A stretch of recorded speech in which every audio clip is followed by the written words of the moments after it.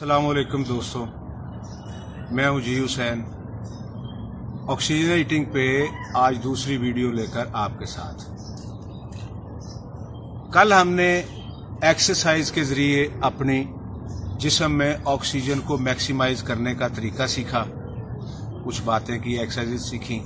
आज हम डाइट के ज़रिए खुराक जो हम खाते हैं उस कौन सी खुराक खाई जाए जिससे हमारे जिस्म में ऑक्सीजन ज्यादा से ज्यादा प्रोड्यूस हो। और मुख्तसरन जिक्र करूंगा इशारतन के कौन सी खुराकें हैं जो आपके जिस्म में ऑक्सीजन बिल्कुल नहीं पैदा करती।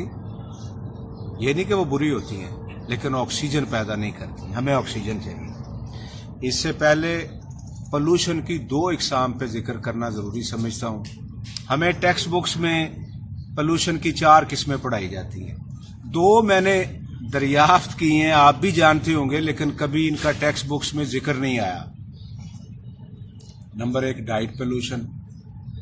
हमारे पाकिस्तान में या ऐसे और कंट्रीज जहां पे WTO के तहत कुछ इंटरनेशनल कंपनीज अपने बीज और दवाइयों की मार्केटिंग कर चुकी है, वो मजबूर हैं उन्हीं के बीज इस्तेमाल करने पे, उन्हीं की फसलें उगाने पे, और फिर कीड़े मकोड़े मारने के लिए उन्हीं की अद्वियात भी इस्तेमाल करने पे।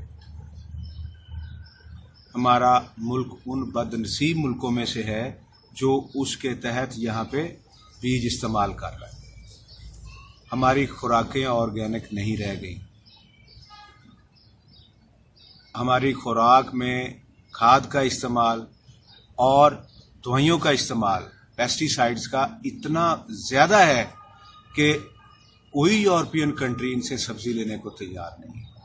और अगर कहीं जा भी रही है तो स्पेशल फॉर्म बनाए गए, स्पेशल फार्मिंग की जा रही है जहां पे वो ऑर्गेनिक या एक खास मिकदार में रेशो में वो इजाजत देते हैं कि इस हद तक आप खाद इस्तेमाल कर सकते हैं और इस हद तक आप इनके ऊपर पेस्टिसाइड्स, वो दुबई या यूरोप के कुछ मुल्कों में उन फार्म्स की सिर्फ सब्जियां जाती हैं।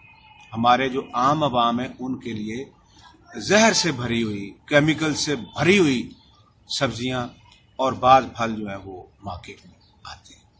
तो ये गवर्नमेंट को तवज्जो देनी चाहिए।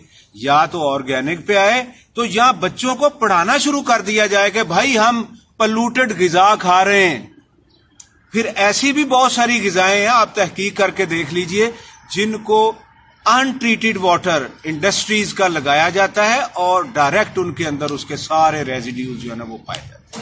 हमारे जिला शेखुपुरा में इसकी लातदाद मिसालें हैं। नदी नाले जो पुराने थे, नाला 1, डेग, भेड़ वगैरह, वो सारे के सारे गंदे नाले बन चुके हैं और किसान डायरेक्ट उनसे पंप कर यही कि हम खाते हैं। इससे भी एक और हिडन किस्म की पोल्यूशन है जिसे हम इलेक्ट्रोमैग्नेटिक पोल्यूशन कहूंगा।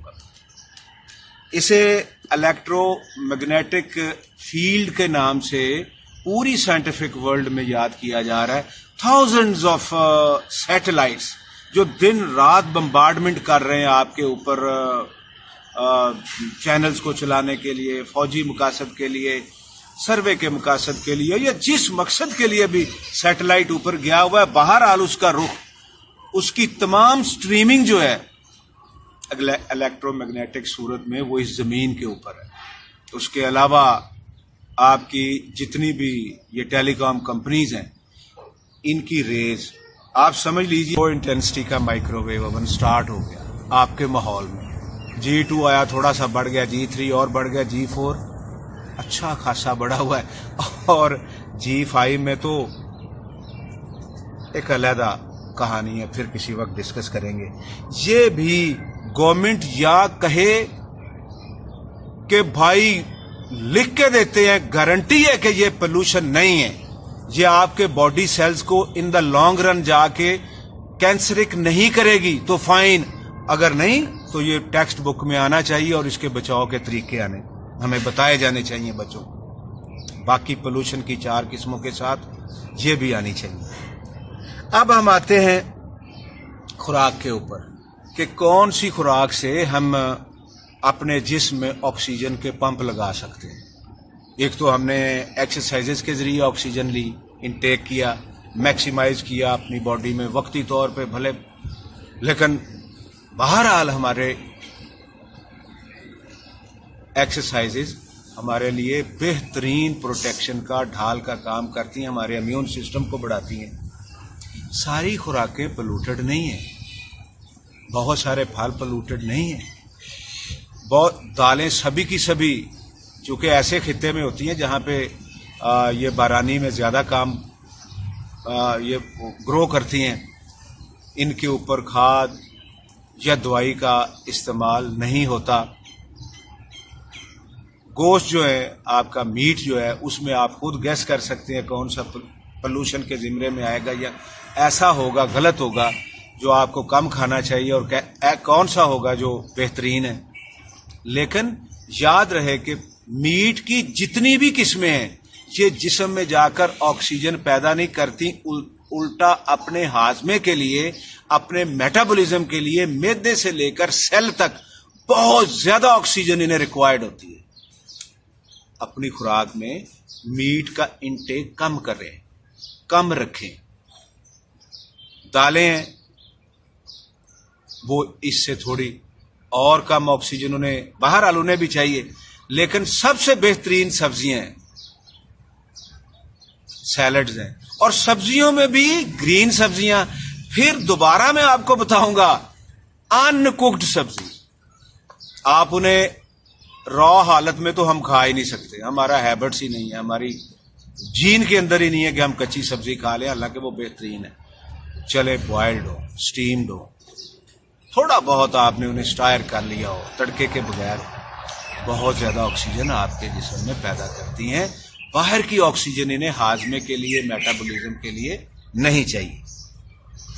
میں آپ کو اپنے تجربے سے، جو میرے تجربے میں بات رہتی ہے، میں وہ چیز بتانے جا رہا ہوں جس سے آپ ایکسرسائز کے ساتھ ساتھ اپنی ڈائٹ میں بھی آکسیجن کو میکسیمائز کر سکتے ہیں۔ ان میں ادرک ہے، ادرک کا جیسے بھی استعمال کریں گے فائن۔ کشمش ہے، انگور کا سیزن جب آتا ہے، بادام کا دودھ، آلمنڈ ملک، کشمش، تازہ انگور، آلمنڈ ملک اور ادرک کا استعمال۔ ادرک کے متعدد استعمال ہیں، سبزیوں میں آپ نے سالن پکاتے ہوئے یوز کر لیا، بھجیا کی شکل میں لے لیا، ایگ بناتے ہوئے لے لیا، لیکن اس کا جو آکسیجن میکسیمائز کرنے کے حوالے سے بیسٹ یوز ہے اس کا واٹر۔ آپ رات کو 2-3 لیٹر واٹر میں بہت تھوڑا سا ادرک صاف کر کے کاٹ کے ڈال دیجئے، نیکسٹ ڈے سارا دن اسی سے پانی پیجئے، آپ کے جسم میں آکسیجن کے پمپ لگ جائیں گے۔ اب ہیں گرمیاں، ہفتہ 10 دن آپ اس کا پانی پیجئے، اس کے بعد آپ اگلے 7-8 دن کھیرا اور ساتھ منٹ کے پتے 8-10 ڈال کے وہ پانی پیجئے، رکھ دیجئے، نیکسٹ ڈے آپ نے وہی پینا ہے۔ اور ایک اور پانی جو آپ کے جسم سے بہت زیادہ جو فاسد مادے نکالنے میں مددگار ثابت ہوتا ہے وہ ہے سبز دھنیے کا پانی۔ ایک پوری گٹھی 2-3 لیٹر پانی میں رات کو دھو بنا کے کاٹ کے صاف کر کے ڈال دیجئے، نیکسٹ ڈے پیجئے۔ جن لوگوں کو یورک ایسڈ کا مسئلہ ہے within 7-8 days مکمل طور پہ وہ صاف کر کے رکھ دے گا۔ تو ان 3 پانیوں کو آپ آلٹرنیٹو کر کے گرمیاں ایسے ہی گزارنی۔